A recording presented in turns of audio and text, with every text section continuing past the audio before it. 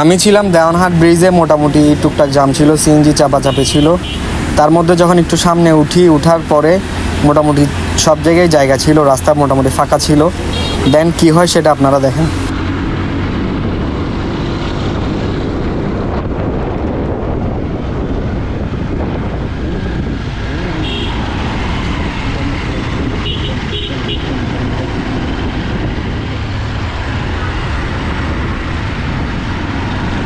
উনি যে আমাকে চাপটা দেয় এটার কোনো মানেই ছিল না। ওনার ওই পাশে জায়গা ছিল, এই পাশে আর তেমন জায়গা ছিল না। এই পাশে আমার জায়গা ছিল, বাট আমি সেট করে চালাচ্ছিলাম।